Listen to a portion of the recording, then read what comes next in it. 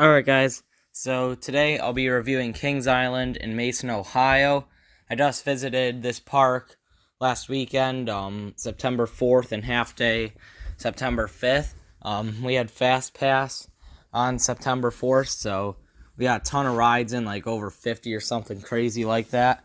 So I'm going to be going over everything good about this park, everything bad, and why it's my number 3 favorite park currently. Alright, so I think we should start with the entry process to this place. We got the platinum passes for the end of this year and next year. I think they're doing deals right now where you could get them for both. But this was kind of dumb. So we had the codes on our phone for the platinum passes. I'm not sure really what it is, but you had to scan your phone under a bar and a scanning thing. I don't know what it's called, but you know what I mean. And it sucked. It took forever to get it to work. We had to get in an attendant on Sunday to come help us because they're just so weird. I think you have to do them scan your phone a few inches away from the thing, which I don't know, that's weird. So entry process is a nightmare, but other than that, parking's pretty fine. It's pretty close to the entrance. But once you get in, it's nice, easy security walkthrough. And if you're going before opening, we use the 30 minutes before park opening. So ERT on Orion and Diamondback. First day we did Diamondback, second day Orion. And this line can get massive. I mean, we were through the parking gates at 10. Got in the park right at opening. We were some of the first people in line, and they actually do a really good job of making sure no one without passes gets in before 11 o'clock. So that's good. So now let's obviously talk about the coasters. Let's talk about the big five first, because that's what everyone wants to know about. Let's start with Orion, because that's the newest there, and Orion honestly probably exceeded expectations. It's in my top 10. It's an amazing coaster. Honestly, the best part in the back is obviously the drop, but towards the front, the best part is that weird wave turn thing before the brake run. That thing's insane. But yeah, Orion's amazing, great theming, all that's good. Now let's talk about Diamondback. That's a good ride. It's for sure at least my number 2 hyper. I know I said it's my number 1 in the vlog, but I'm still going back and forth with that Nitro, just because Nitro is way more intense. But I do think Diamondback had slightly better airtime, so I don't know, those two change a lot in my rankings. But now let's talk about Banshee, and wow, this thing definitely delivered. I think this is a front row ride for sure. The drop in the back is absolutely ridiculous, but everything else feels so much stronger in the front. Your legs definitely go numb a lot. It's very intense. This is easily my favorite invert. I love the vest restraints way better than the normal over-the-shoulder restraints. And the best part of the ride is definitely that final Heartline roll. I mean, you just get some absolutely ridiculous hang time on that thing. And overall, definitely delivered. Now, let's talk about a coaster that kind of disappointed, and this was Mystic Timbers. This is my 5th favorite in the park. Don't get me wrong, I still like it. It's my 6th favorite wooden coaster I've ridden. I think it's literally number 25 in my rankings overall. I don't know. I still like it, don't get me wrong. It's just I don't like it as much as Coaster Studios or some of those other guys made it out to be. It has a bunch of good moments, a lot of floater, not much ejector.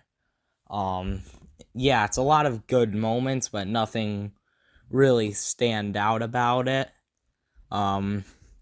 I don't know what really the best coaster to compare it to is. Like, I don't know, maybe like Boulder Dash or something. Yeah, Boulder Dash is probably what I'd compare it to most.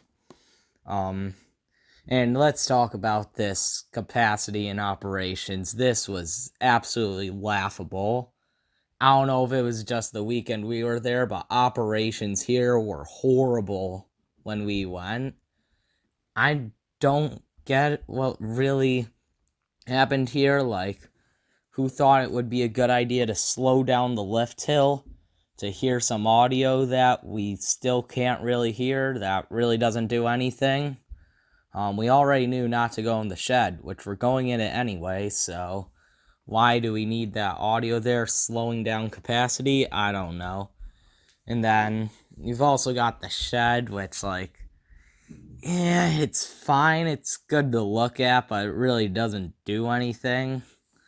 And then there's always a train in the station, always a train in the shed, and it seems like there's always a train outside the shed. So that kind of sucks. Like, you're just going to be sitting on the brake run for a while. Just know that ahead of time. So Mystic, like, overall, it's a fun ride. Nothing as crazy as I was kind of hoping it was, but that's kind of the one letdown of the visit. Now, let's end things off out of the big five on a really, really high note, which is the Beast. I had kind of high expectations coming into it. I'd say higher than most people's. I predicted it being better than Banshee, which Banshee exceeded my expectations, but jeez, the Beast is something else. I mean, like, Beast night rides, you can't beat it. I mean, it's by far the best night ride I've experienced. That back row, like, you can't cheat it and go in a middle seat. You have to go on a wheel seat in this thing. Like, wheel seat or nothing. Like, I'll take third row over second row. Like, I'll take row 16 over 17. Like, gotta go wheel seat on this thing to experience the full roughness of this ride. And I guess that's kind of why I like it. Like, it's pretty rough. I will say that. My dad definitely doesn't like this that much. It's really rough, but to me that adds to the experience. Like, it wouldn't be nearly as good if it wasn't as rough, which, like, makes it more out of control, I feel like. Like, I don't know, you don't really...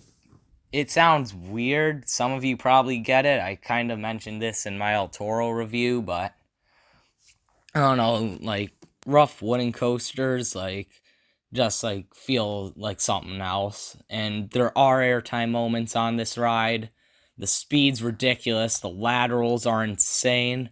The intensity is on another level. I mean, in that helix, you're just, like, flying around that thing. That's a definite gray out moment. That's one of the most intense elements I've experienced. And yeah, again, night rides are just something else on this thing. Definitely in my top 10. Maybe in my top 5, I don't know, I'll have to go over it. But yeah, it depends if it's a night ride. If it's a night ride, it's in my top 5. But if it's a daytime ride, it's still in my top 10, but not quite top 5. But yeah, the Beast definitely was the biggest pleasant surprise of the visit. That was amazing. Now let's talk about some of the supporting cast. And Vertigo definitely was amazing. That was my number 6, like I predicted. Definitely even more intense than the other boomerangs, which I find amazing as well.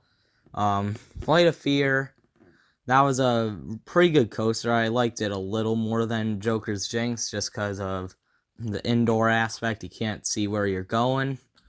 Backlot, that was a surprise as well. They actually had all the effects working, so good on Kings Island, keeping all those going. Bat was a bit weaker than I thought. That's probably my third favorite Aero Suspended, behind Vortex and Ninja at number 1. And then you had Racer. I did both sides. I personally thought red side had a bit better airtime. So if you want to be specific, Racer was 2 rides and Red was better. Like, I don't know. It's basically the same ride, but counts as 2 credits. Also, I did Flying Ace Aerial Chase. That was a fun kiddie suspended coaster. That was alright. I did do Surf Dog because it is a credit. I don't care what anyone else says. It is a credit, technically. It looks like a ride that isn't a credit, but it's a credit, so I went on it. And that really did nothing. That was just fine. I didn't do Woodstock Express or Great Pumpkin because they didn't have Fast Pass. But, of course, I saved worst for last. Adventure Express. This thing needs to go. It's on such a big plot of land. Like, it's not massive, but it takes up a good chunk of land, and this ride is just a torture device. Like, I can handle when like a wood track or something like that is rough, like on the Beast, but like I can't handle when like the transitioning is like so bad. Like my legs are bruising after the first turn. Like this ride is so bad. I usually do no hands on coasters because it's more fun, but this ride is one I just had to hang on for dear life and try to keep myself as still as possible to not experience any pain, and still it was horrible. And I sat in front row, so I don't even want to know how bad it would be in the back row. So yeah, Adventure Express not even worth the credit, I'd say. I just don't like Aero Mine trains. Like everyone I've been on is just like really stupid or really painful or a combo of both. So yeah, I don't like them. Flats, I did Delirium and Drop Tower.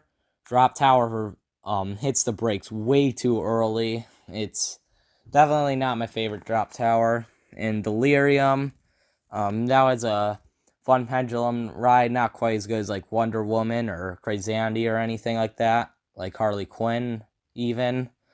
But the ride up on that was really funny. He was definitely the best ride up there of the day. Some other ones are like Windseeker. I didn't do that. They've got another like water ride by Invertigo. I didn't do that. So there's a couple others I didn't do. But oh well, I didn't really have time for them and didn't need to do them. Now let's go over the food. The food is above average. I typically don't eat much at amusement parks since I'm typically focused on rides. But I had the Chicken Shack. That was pretty good. I definitely enjoyed it. It wasn't like outstanding or anything. It wasn't Knoebels, but it was good chicken. It was above average. And then you had the blue ice cream, which apparently is pretty good. And yeah, it was pretty good. I like the blue ice cream. It, again, isn't as good as like Knoebels Tiger Tails or anything, but it's above average park food. Now, the last thing I need to say before I conclude this review is there are a ton of bees in this park, like an absurd amount. Like I don't know why, but like this is one of the like most heavily like bee infested parks I've been to for sure. We kept making the joke like, hey, why is Fury over here? Isn't it supposed to be in Carowinds? Like, because there are so many bees. Like, I don't know. If you're allergic or something, then definitely make sure you're prepared for that, because there are definitely a lot of bees around this park. And also, shout out to Micah and Logan. I saw them working, so that was fun. So, overall, Kings Island's an amazing park.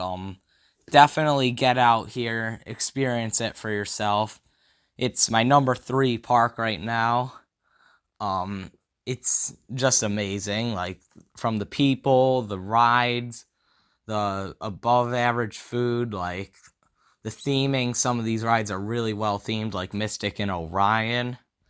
So yeah, overall, I give this park a 10 out of 10. It's just such a good park. It definitely deserves the hype. I was questionable about it before, but now I understand where the hype's coming from. So, thank you guys for watching. Make sure to subscribe, and I'll see you guys next time.